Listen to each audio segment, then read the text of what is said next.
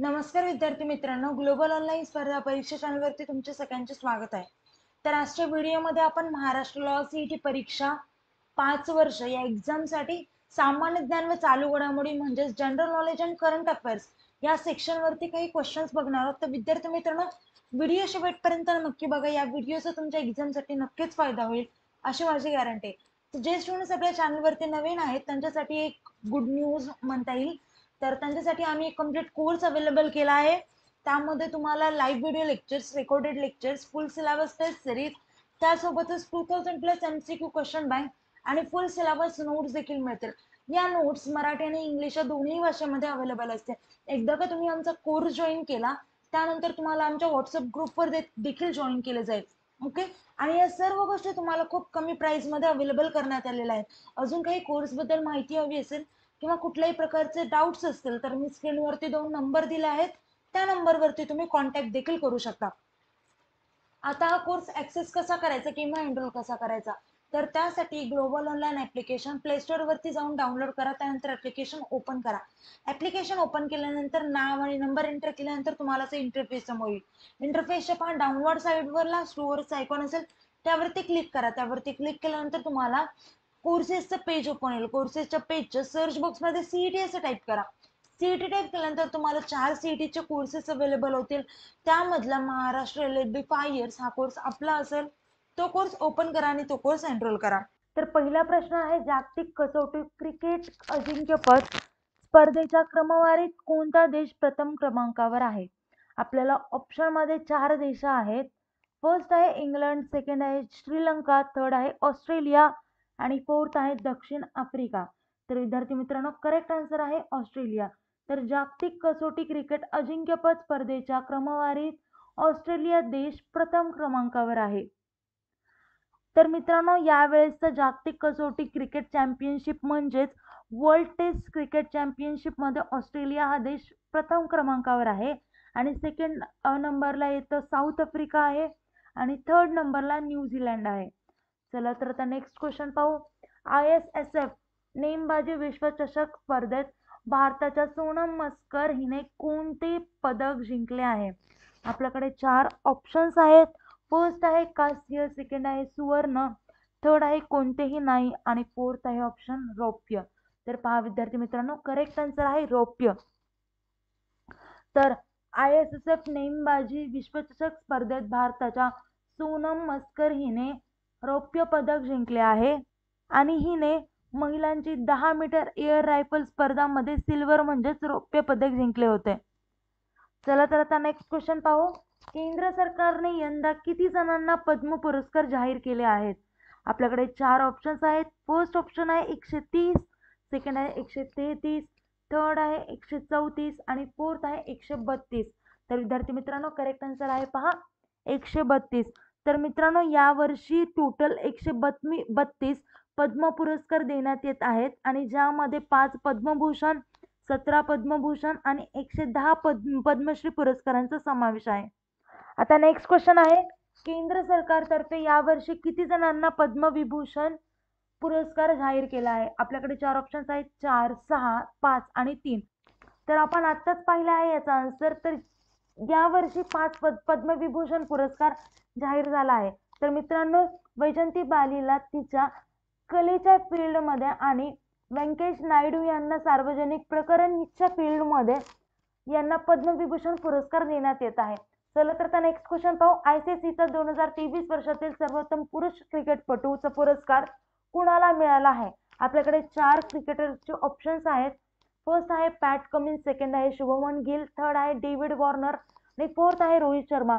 तर पहा विद्यार्थी मित्रांनो, करेक्ट आन्सर आहे पॅट कमिन्स. तर जो ऑस्ट्रेलियाचा कॅप्टन आहे पॅट कमिन्स याला ICCचा 2023 वर्षातील सर्वोत्तम पुरुष क्रिकेटपटूचा पुरस्कार मिळाला आहे आणि त्याला सर गारफिल्ड सोबर्स ट्रॉफी देखील मिळाली आहे. चला तर नेक्स्ट क्वेश्चन पाहू. 2023 वर्षातील ICC सर्वोत्तम महिला एकदिवसीय क्रिकेटपटू कोण ठरली आहे?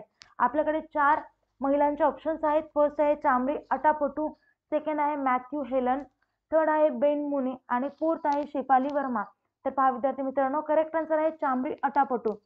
तर विद्यार्थी मित्रांनो, श्रीलंकेच्या चामरी अथापथूने तिचा पहिला ICC महिला one day cricketer of the year पुरस्कार जिंकला आहे आणि तिने बऱ्याच मॅचेस मध्ये रेकॉर्ड देखील बनवले आहेत, ज्यासाठी तिला हा अवॉर्ड देण्यात आला आहे. चला तर आता नेक्स्ट क्वेश्चन पाहू. यावर्षी देशात कितवा प्रजासत्ताक दिन साजरा करण्यात आला आहे? आता आपल्याकडे 4 ऑप्शन्स आहेत, 70, 78, 74 आणि 75. तर पहा विद्यार्थी मित्रांनो, करेक्ट आन्सर आहे 75. तर यावर्षी देशात 75वा प्रजासत्ताक दिन साजरा करण्यात आला आहे.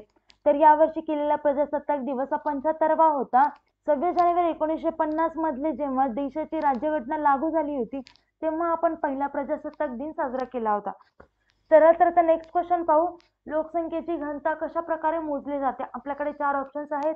फर्स्ट आहे दर हेक्टरी, सेकंड आहे दर चौरस फूट, थर्ड आहे दर चौरस किलोमीटर आणि फोर्थ आहे वरीलपैकी कोणतेही नाही. तर पहा विद्यार्थी मित्रांनो, करेक्ट आन्सर आहे दर चौरस किलोमीटर. कारण खूप मोठा एरिया असतो म्हणून किलोमीटर वापरलं जातं. चला तर नेक्स्ट क्वेश्चन पाहू. भारतात केंद्रीय कॅबिनेटच्या बैठकीचे अध्यक्षस्थान कोण भूषवतात? तर आपल्याकडे 4 ऑप्शन्स आहेत. फर्स्ट आहे राष्ट्रपती, सेकंड आहे उपराष्ट्रपती, थर्ड आहे पंतप्रधान आणि फोर्थ ऑप्शन आहे मुख्यमंत्री. तर पहा विद्यार्थी मित्रांनो, करेक्ट आन्सर आहे पंतप्रधान. तर संसदीय सरकारच्या अंतर्गत मंत्रिमंडळाच्या बैठका पंतप्रधानांच्या अध्यक्षतेखाली असतात आणि जेव्हा पंतप्रधान नसतात तेव्हा उपपंतप्रधान किंवा सर्वात ज्येष्ठ मंत्री बैठका घेतो आणि पंतप्रधान हे भारत सरकारचे कार्यकारी प्रमुख देखील असतात. चला तर नेक्स्ट क्वेश्चन पाहू. ज्वालामुखी प्रक्रियेदरम्यान शिलारसाचे पृथ्वीच्या पृष्ठभागाखाली घनीभवन होऊन निर्माण होणाऱ्या खडकांना काय म्हणतात? आपल्याकडे 4 ऑप्शन्स आहेत. फर्स्ट आहे अंतर्निर्मित अग्निज खडक, सेकंड आहे बाह्य निर्मित अग्निज खडक, थर्ड आहे डाईक आणि फोर्थ आहे यापैकी काही नाही. तर करेक्ट आन्सर आहे अंतर्निर्मित अग्निज खडक. तर मित्रांनो, ज्वालामुखी प्रक्रियेदरम्यान शिलारसचे पृथ्वीच्या पृष्ठभागाखाली घनीभवन होऊन निर्माण होणाऱ्या खडकांना अंतर्निर्मित अग्निज खडक असं म्हटलं जातं.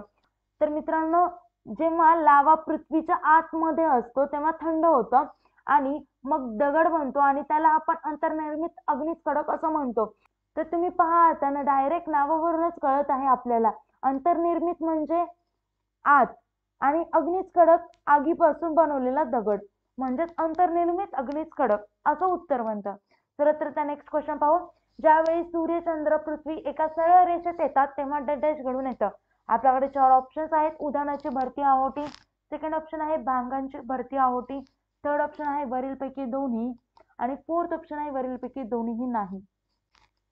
तर पहा विद्यार्थी मित्रांनो, करेक्ट आन्सर आहे उधाणाची भरती आहोटी, ऑप्शन ए.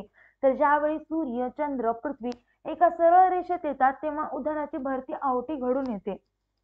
चला तर नेक्स्ट क्वेश्चन पाहू. भारतातील डॅश डॅश हा सर्वात जुना पर्वत आहे. आपल्याकडे 4 पर्वतांचे ऑप्शन्स आहेत. फर्स्ट आहे हिमालय पर्वत, सेकंड आहे अरवली पर्वत, थर्ड आहे बृहत पर्वत आणि फोर्थ आहे विंध्य पर्वत. तर करेक्ट आन्सर आहे अरवली पर्वत. तर भारतातील अरवली पर्वत हा सगळ्यात जुना पर्वत आहे. तर मित्रांनो, अरवली हा भारतामधला सगळ्यात जुना पर्वत आहे आणि वेगवेगळ्या पर्यावरणाच्या घटकांमुळे ते आता हळूहळू छोटा होत जात आहे आणि जगात सगळ्यात तरुण पर्वतरांग म्हणजे आपली हिमालय आहे. चला तर नेक्स्ट क्वेश्चन पाहू. भारतातील सिलिकॉन व्हॅली म्हणून कोणते शहर ओळखले जाते? तर आपल्याकडे 4 ऑप्शन्स आहेत. फर्स्ट आहे बंगळुरू, सेकंड आहे चेन्नई, थर्ड आहे डेहराडून आणि फोर्थ आहे दार्जिलिंग. तर करेक्ट आन्सर आहे विद्यार्थी मित्रांनो पहा बेंगळुरू.